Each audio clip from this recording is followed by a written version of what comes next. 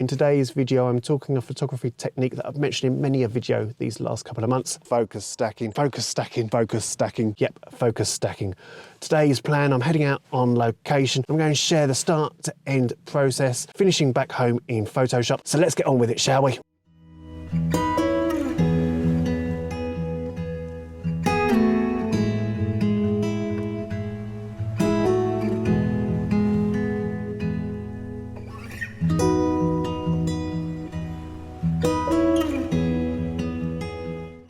Well, to begin with, what is focus stacking?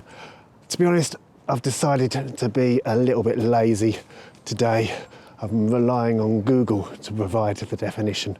So I've got my phone up with the definition on it. There was no chance I was going to remember it off by heart. And it reads, focus stacking is a post-processing technique that allows photographers, that's us, to create a single image where objects on various focal planes are all in focus. It is achieved by blending or stacking several images together, with each stacked shot focused in a different spot to the previous one. Say, for example, you find a scene that you really like and it's got two subjects in it. One that's in the foreground really close to the front of the lens, one way off into the background. If you put your focus point on that foreground shot, there's a good chance that the subject in the background is going to be out of focus, and it's the same vice versa. Focus on the background subject and the foreground subject will be the one that's out of focus, meaning you'll end up with two shots, neither of which how you want them to turn out. Now that's where focus stacking comes into account, because if you do everything right, you can take those two images and you can merge them into one.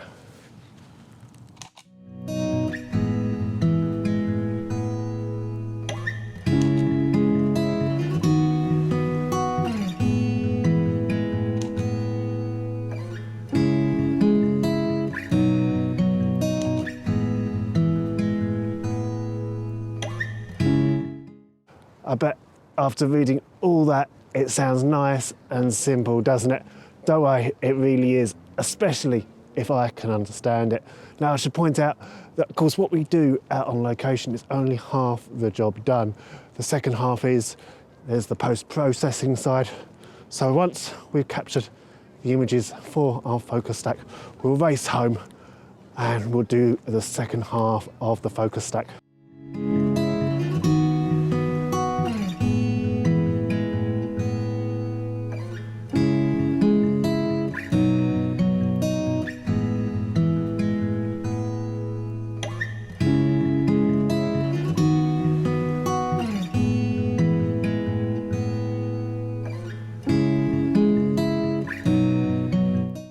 So this is the composition that we've gone for. It's one I've shot before. That's why I thought it would be ideal for talking through the focus stacking technique. As you can see, I've got the camera set up on the tripod, and a tripod is what you really need if you want this technique to work properly, because when you take your first shot and then your second, you need to make sure the scene doesn't change in the slightest, so that when you're back home in Photoshop and you do your post-processing, it needs to be able to align perfectly. As you can see, I've got the lens nicely in front of the wall. We've got our Hulk, we've got our wreck, our abandoned ship in the background, and then over on the left, we've got some nice marshland intertwined with some of the river, which is perfect because it's the high tide. It's a nice tide height at the moment, so we shouldn't have too much mess in the scene. Now, as you can see, the lens is quite close to the wall at the moment, which is why we're going to have to do the focus stack. And what we'll be doing is we'll be taking our two shots here today. I'll be taking one which is nicely focused on the wall, and then we'll be taking our second, which is focused in on the Hulk. We want both of these in focus. We want back to front sharpness where possible, but of course when we're back home and I'm editing, we know I'll probably go for a nice soft painterly look if it is possible for this scene. However, this is where it's going to get fun. My first two shots have been taken. I've captured those, but as you've seen, as I've said, I've come out here for sunset tonight. I want some drama, I want some atmosphere, I want some colour in the the clouds. And as the light changes, so will the exposures. So in this second example, what I'm going to do is I'm going to do a combination of exposure bracketing with focus stacking. Now, I've already done a video in the past on exposure bracketing.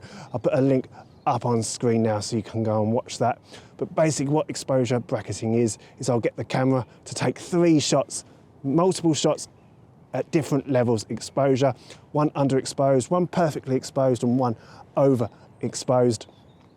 So I'll have 3 shots of exposure bracketing of the wall. I'll have 3 shots of exposure bracketing for the ship. I'll need to bring each of those 3 shots together for the foreground shot. I'll need to bring the 3 shots together for the background shot. And once I've got 2 images left of a nice perfect exposure, hopefully by this point you're still with me, I'll then be able to combine those 2 images into one focus stacked image, and hopefully when it works out nicely, like I say, we'll still end up with nice back to front sharpness. We'll have beautiful colour to play with in the sky, in the highlights, in the shadows, and it'll be just perfect. And it's kind of, when you're operating this way, it's kind of it's probably the easiest way to ensuring that you get everything that you want, because you want to play with as much data as possible back home when you get back to Lightroom, when you get back to Photoshop. So that's the aim. I've got my 2 shots to play with from my focus stack. I've got my 6 shots to play with from my exposure bracketing, plus my focus stack. Let's head back to Lightroom and put it all together. So as you can see, I've teleported back home. It is a new day. It's a miserable day outside, but I've had a shave. I don't look so much like a ragamuffin now, but let's get on and complete the focus stack by concentrating on the post-processing side of the technique. One quick disclaimer, I was rushing around trying to get filming done before the light disappeared, meaning I forgot to actually get the images. So I had to go back on a new day, get the shots. The compositions might be slightly different, but the premise is still the same, just in case you're wondering why the light just looks a little bit different, why it looks a little bit more cloudy to when we were out originally. So as you can see, we're now into Lightroom, and I've got the 2 focus stacked images up ready to go. Before we make any changes, to the settings, I want to focus in, zoom in on the wall, and you can see we've got a lovely amount of sharpness here in the foreground.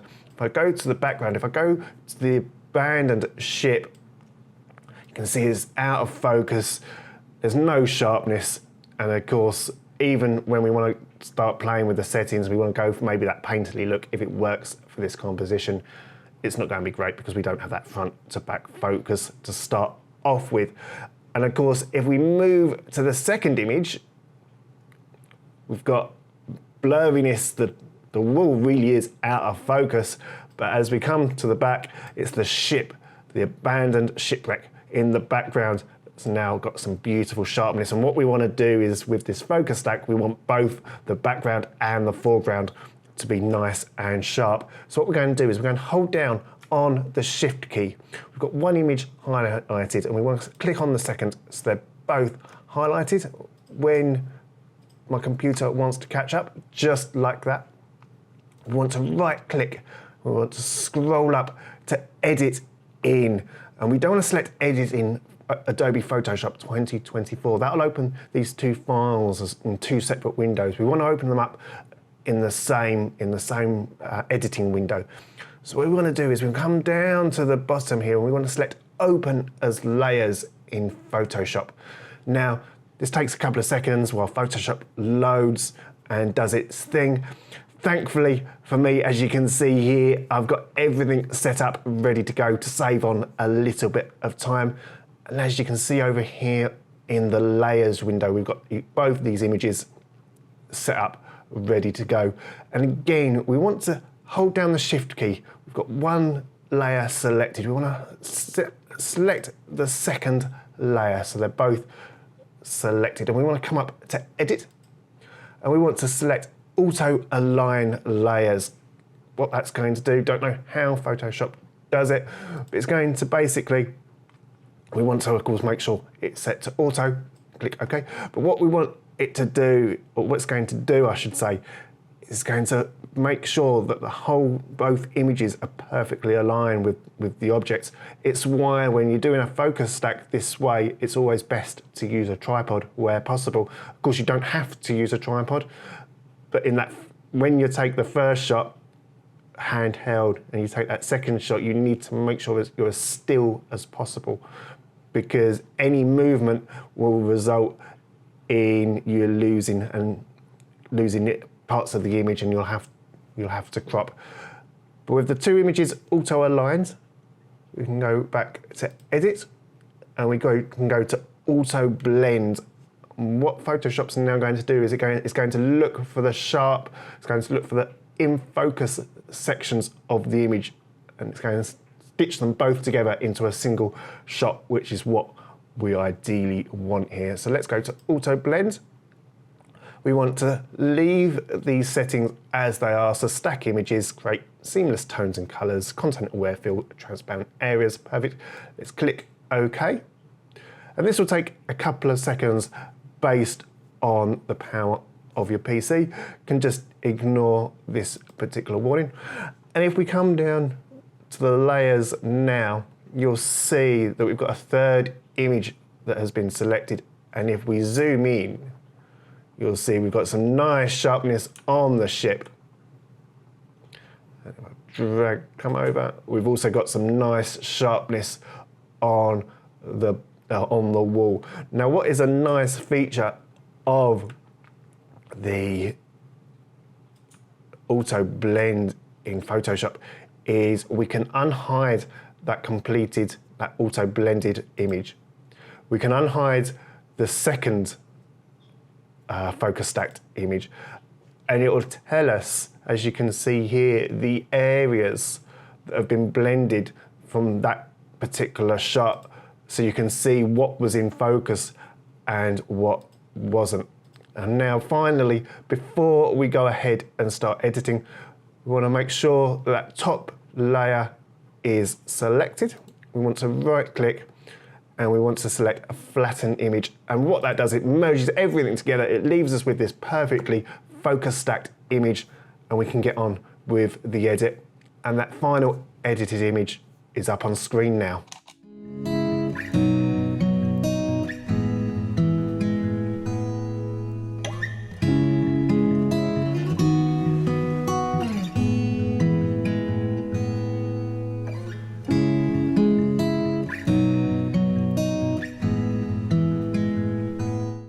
So of course, when I was out on location, I also talked through an exposure bracket with a focus stack, which I'll now walk you through in a Lightroom.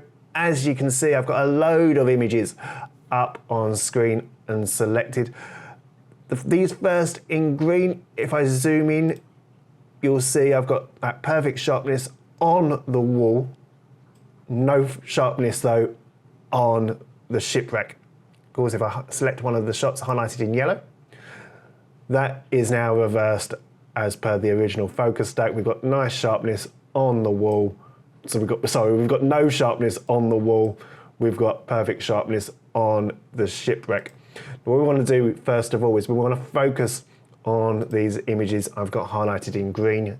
These are all color coded, just so I know what I'm talking about. And these three images in green are the exposure bracket for the shot that is focused in on the wall. And as you can see, if I cycle through each of them, you can see the image changes in terms of the exposure. And basically what that's allowed me is when I blend them all together in Lightroom in just a second, it means I've got data to play and rescue in both the highlights and the shadows. Probably didn't need to do it too much on this particular day, but I just think it's a great process to be able to share whenever you do find yourself needing to use it in certain scenarios where the light is maybe a little bit too harsh, for example. So we want to make sure our three images highlighted in green are all selected. We want to right click, we want to select photo merge, and we want to select HDR. And what that's going to do, it's going to blend them all together, and we're going to be left with this first shot, which is ready to be focus stacked. We've got nice sharpness on the wall, still no sharpness in the shipwreck, but it means that we've got perfect amount of data to play with to get the highlights and the shadows to a place where we need them to. Now, of course, we're still missing though the focused shot for the shipwreck in the background, and that's these three three shots highlighted in yellow. So again, exact same process. As you can see, we've got nice focus on the shipwreck, not so much focus on the wall. And if we right click again, select photo merge and HDR, that is going to leave us with this second shot, where of course we've now got some nice sharp focus on the shipwreck, not so much on the wall.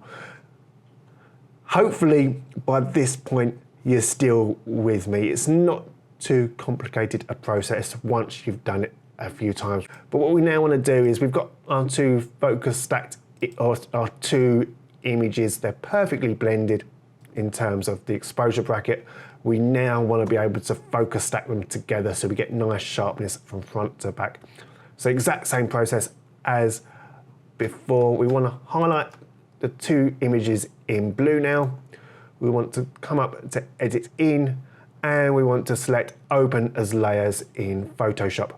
Again, to save a little bit of time, I've got these two images up ready to go, and over here on the right with the layers set up, we select one, hold down the shift key and select the second, so they're both available for selection. We want to go to edit, and we want to again do auto align layers, leaving these settings exactly as they are. I'd maybe change them slightly if I was doing a panorama, for example, but then I'd probably do all that in Lightroom. So we can leave everything as auto and select OK. Just wait for everything to catch up nicely. So we've got some nice, so everything's been auto aligned nicely now. If we go to editing and auto blend layers, again leaving these settings as they are, we don't need to touch anything. Select OK. Wait for Photoshop to do its thing. And as you can see back down here in the layers window, we've again got our three images. Unselect the top two, and it can just tell me that, okay, perfect, nice amount of focus selected here in the background with the ship. Very nice, perfect amounts of sharpness to play with there. And again, I'm going to unselect that, select the second image. Yeah, nice, lovely amounts of sharpness to play with it in the wall, in the foreground. Yeah, not too bad there, maybe could have been a little bit better. And again, just want to now select all the layers, and we want to select that very top one, right click. Oh. We want to right click and select flatten image. And that's going to leave us with our perfectly sharp image from front to the back. And we can now get on with the edit and get on with hopefully making this into a bit of a painterly image, make it look a lot better as a composition than what it currently is. And here it is now.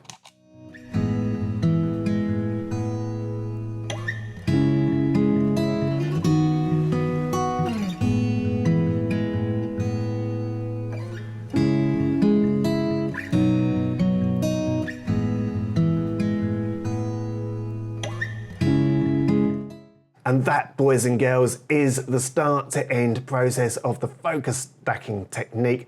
Very handy to know whenever you find yourself in this type of scenario. For me, I don't use it too often. Most of the time, the subjects I'm shooting, they're at a nice distance, so I can get one image to get perfect focus and sharpness. But I'll see you back out on location next time. I'm gone.